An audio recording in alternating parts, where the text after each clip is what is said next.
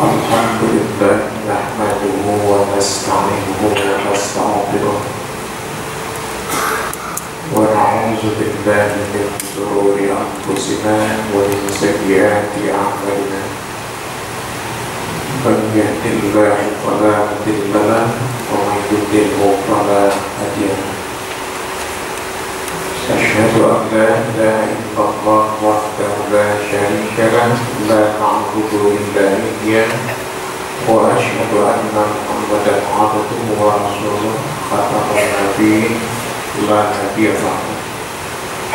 Allahumma shalli wa sallim wa barik ala Muhammad wa ala alihi wa ashabihi ajma'in wa man tabi'ahum bi ihsan ila yaumiddin. Amma ba'd.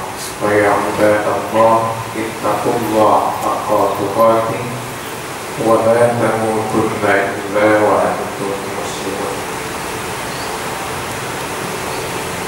Kaum muslimin sidang Jumat rahimakumullah, sewajarnya kita mengucapkan puji dan syukur kita kehadirat Allah Subhanahu wa Ta'ala yang telah melimpahkan nikmatnya kepada kita bersama berupa nikmat iman dan Islam. Salawat beserta salam sama-sama kita ucapkan kepada Muhammad Rasulullah Sallallahu Alaihi Wasallam. Jemaah Jumat yang dirahmati Allah, pada kesempatan Jumat ini kita mencoba berbicara sedikit tentang persoalan bagaimana menjadikan hidup ini menyenangkan dan sekaligus bisa bermakna ibadah di sisi Allah Subhanahu wa Ta'ala. Tentu saja khutbah ini merupakan bagian dari wasiat untuk diri saya dan kita semua. Nah, kalau kita ingin menjadikan hidup ini menyenangkan dan sekaligus bisa bermakna ibadah, maka kita melihat dulu faktor yang paling utama itu dari sisi keimanan. Menurut Quran maupun Sunnah Rasul, iman di dalam kehidupan orang beriman itu yang paling pertama pentingnya adalah untuk menjadikan orang beriman itu lebih baik, dan kalau bisa membaikkan orang lain. Itu yang pertama. Jadi kalau keimanan kita sendiri nggak mampu membuat kita baik, itu sangat mengherankan sekali. Bahkan justru dituntut untuk bisa membaikkan orang lain. Yang kedua, iman itu harus mampu memotivasi kita untuk melakukan kebaikan. Jadi kalau iman tak bisa mampu memotivasi kepada arah melakukan kebaikan, berarti iman kita itu terjadi stagnan, artinya mandul, tidak menghasilkan apa-apa. Hanya ada kepercayaan tapi tak bisa terimplementasi dalam kehidupan karena daya dorongnya lemah. Nah, kemudian yang ketiga, kita juga bisa melihat bahwa iman itu seharusnya bisa mengontrol untuk tidak terjerembab orang beriman itu ke dalam hal-hal yang tidak baik. Kalau kita perhatikan Quran, cukup banyak ayat-ayat yang sudah kita hafal. Misalnya saja, innamal mu'minuna alladzina idza dzukirallahu wajilat qulubuhum wa idza tuliyat 'alaihim ayatuhu zadatuhum imanan wa 'ala rabbihim yatawakkalun. Dan cukup banyak ayat-ayat yang senada seperti itu. Nah, sekarang persoalannya bagaimana implementasinya dalam kehidupan kita agar kita bisa menyenangkan kita yang beriman itu sendiri, sekaligus bisa bermakna ibadah di sisi Allah. Nah, untuk ke arah sana paling tidak ada 3 upaya kita. Yang pertama adalah menjadikan aktivitas hidup kita punya keterkaitan dengan Allah yang kita imani. Nah, banyak orang menderita di dalam hidup ini dan sekaligus yang dia lakukan bisa nanti terjadi pembatalan ibadah di sisi Allah. Itu disebabkan karena keterkaitan antara apa yang dia lakukan dalam kehidupan itu terputus dari Allah yang dia yakini. Nah, apa itu? Tentu saja menyangkut masalah kenapa kita melakukan satu perbuatan di dalam hidup itu. Bagi orang beriman tentu apapun yang dia lakukan karena menginginkan keinginan keridhaan Allah. Tapi kalau sudah ada orang-orang beriman melakukan perbuatannya karena kepentingan-kepentingan sesaat, inilah awal hidup yang sudah tidak lagi menyenangkan tapi justru penderitaan dan sekaligus keluar dari makna ibadah dari Allah Subhanahu wa Ta'ala. Karena tidak boleh keluar itu. Allah sudah nyatakan betul kita dicipta memang untuk beribadah. Wa ma khalaqatul jinna wal insa illa liya'budun.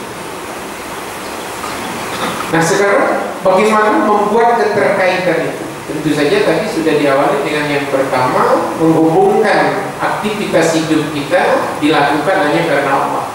Yang kedua, Rasul mengajarkan kita coba dibiasakan ketika memulai itu harus pakai bismillah. Ini kan sebenarnya sebuah proses latihan setiap hari. Jangan ada satu urusan yang tak dimulai dengan bismillah. Itu untuk mengingatkan kita agar betul-betul hidup ini selalu dikerjakan karena Allah. Nah, kenapa dia bisa menyenangkan sekaligus bermakna ibadah? Karena inilah yang disebut hidup yang berkah.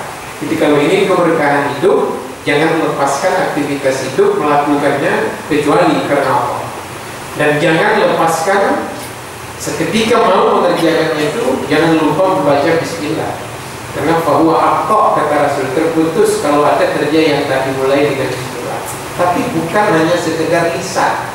Kalau bisa memang betul-betul ya, menjadi kenyataan dalam hidup kita itu sendiri.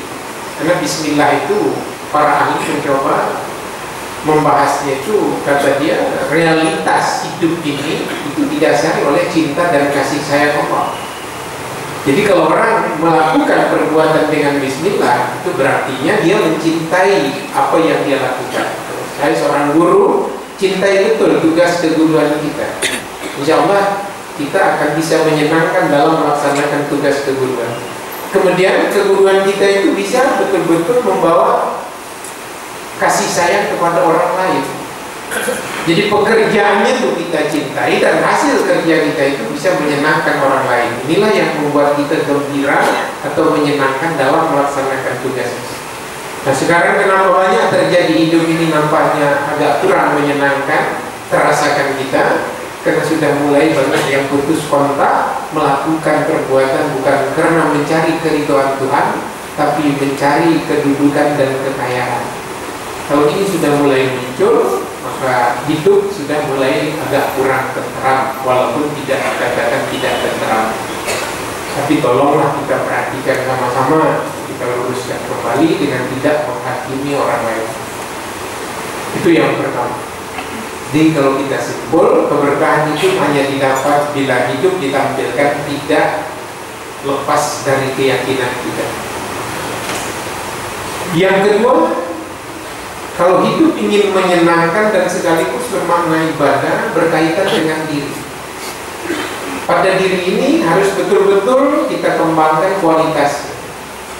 Karena tidak ada satupun pekerjaan yang bisa menyenangkan bagi pelaku kerja itu sendiri kalau dia tidak berkualitas tentang kerja itu sendiri.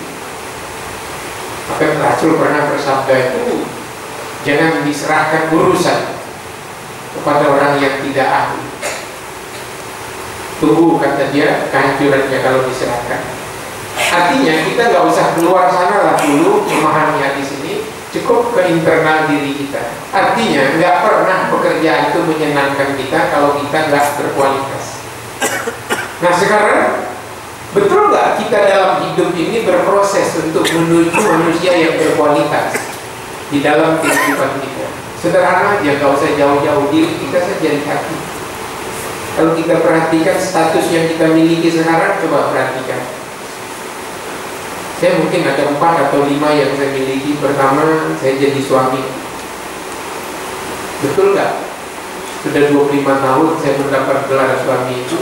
Suami tahun pertama dengan tahun ke-25 udah naik kualitasnya atau malah tak berubah. Kalau tahun pertama pemarah sampai tahun ke-25 jadi suami yang masih pemarah, itu kan nggak ada kualitas kita naik. Tapi sejak usia hidup nggak tentram. Kemudian juga saya masih sebagai seorang anak, ibu bapak saya masih ada gitu. Apakah kualitas kita sebagai seorang anak yang udah berumur 53 tahun ini memang betul semakin baik? Atau malah kita mendapat gelar anak yang dicintai dan disayangi dari kecil sampai besar? Maka orang tua kita mungkin makan enak, ketika terpisah dengan kita berat dia menelan makanan. Saya ingat betul itu dulu ketika sekolah di pesantren. Orang tua saya nggak enak memakan ayam goreng di rumah, berat katanya menelan karena terpisah dari saya. Tapi saya sudah 35 tahun di Medan ini belum pernah berat menelan makan enak teringat dengan mama saya.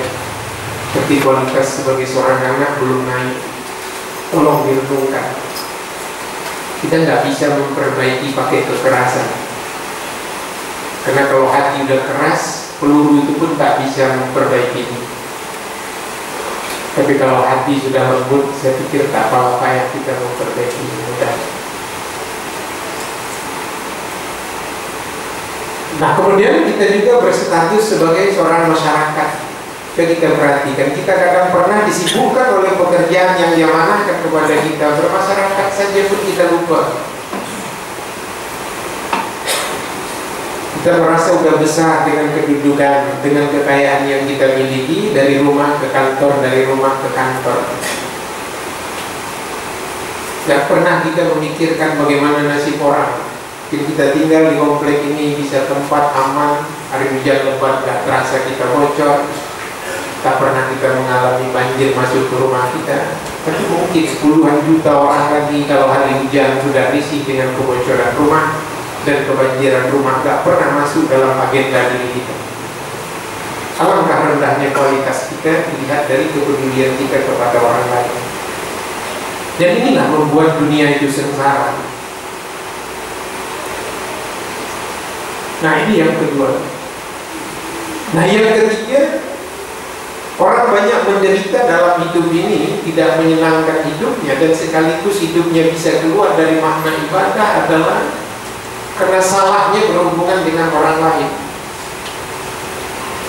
Banyak betul orang menderita karena tak mampu berhubungan baik dengan orang lain. Karena Rasul bilang orang paling baik itu khairun nas, itu manusia paling baik itu yang paling banyak gunanya kepada orang lain. Tapi mungkin di dalam hidup kita 24 jam kita gak banyak mengingat orang lain. Ketika kita naik kendaraan begitu menuju ke satu tempat, kita nggak pernah terpikir kendaraan orang lain. Di belakang kita ada, di samping kita ada, di depan kita. Yang penting kita harus sampai ke tempat tujuan, walaupun 20-30 kali menyakiti orang di tengah jalan. Ini biasa kalau kita tengok dalam tampilan ini. Padahal tak pernah orang bisa mendapatkan, tak usah kita katakan yang lain, uang saja tak pernah kita dapat langsung dari Allah. Uang tak pernah kita dapat dengan sujudnya kita sampai hitam kening kita keluar uang dari jari kita, gak ada. Uang yang kita dapat semua berhubungan dengan orang lain. Nah, tak usahkan sampai uang, nilai kebaikan saja pun tak bisa kita dapat tanpa orang lain.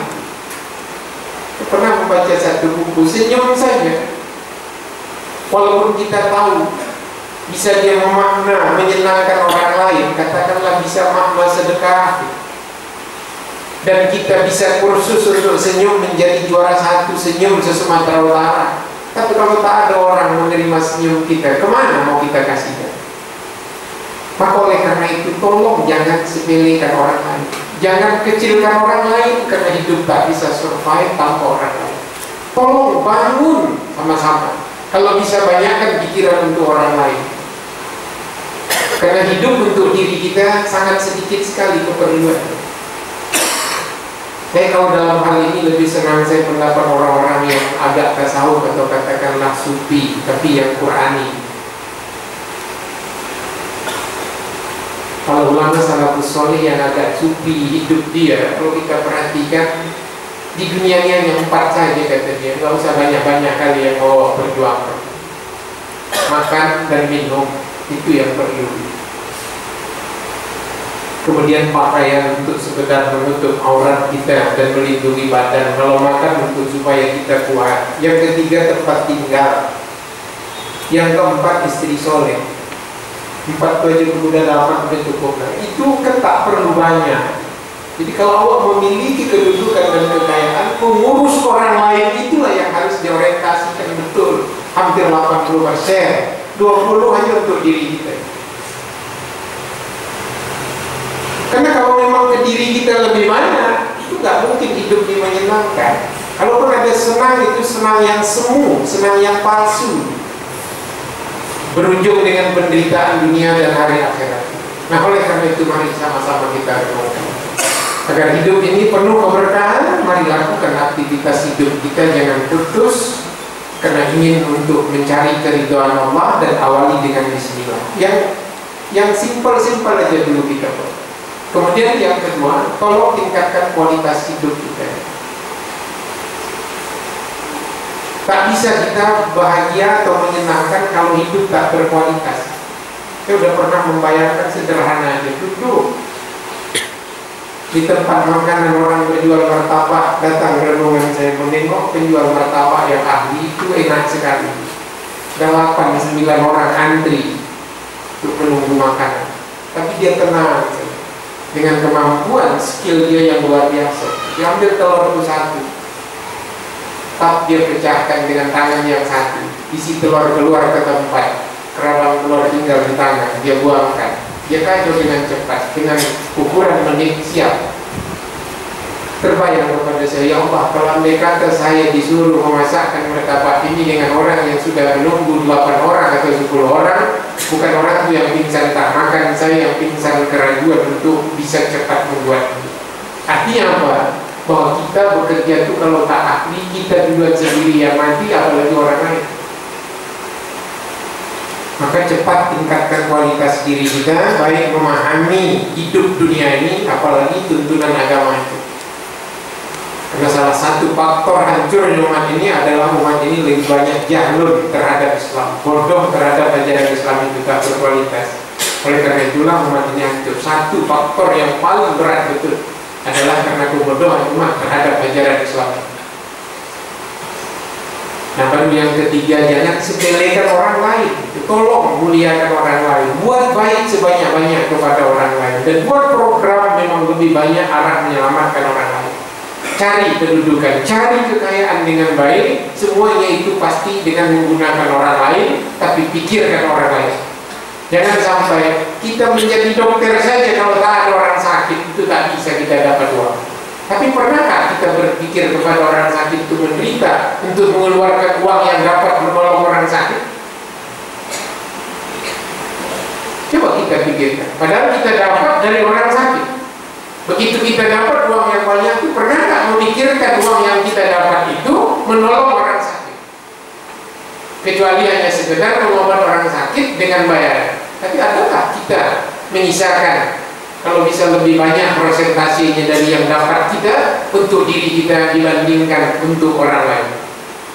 Karena untuk diri kita hanya sedikit keperluan makan dan minum kita. Barangkali dengan kekayaan yang kita miliki seharusnya kita bisa berbuat lebih banyak kepada orang lain. Nah, kalau ini bisa kita hidupkan, insya Allah saya yakin hidupnya akan menyenangkan kembali dan sekaligus bermakna ibadah. Kapanpun kita dipanggil oleh Allah, kita nggak pernah ragu lagi. Karena Allah sudah menyatakan dalam kalimat kembali itu, kalimatnya inna lillah wa inna ilaihi raji'un. Raja kembali.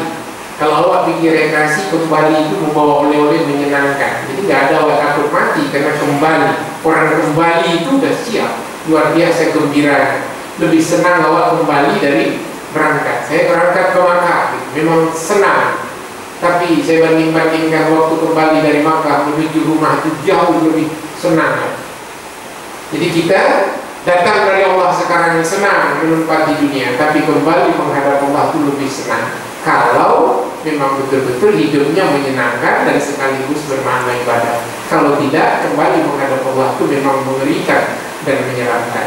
Nah, tergantung kita sekarang. Apakah iman kita bisa memperbaiki kita untuk bisa lebih baik menjelang kematian datang atau tidak? Itu masih ada kesempatan. Mudah-mudahan Allah membukakan hati kita semua untuk ke arah sana. Barakallahu li wa lakum bil Qur'anil azim wa nafa'ani wa iyyakum bima fihi minal ayati wa dzikril hakim. Aqulu qawli hadza wa astaghfirullahal azim.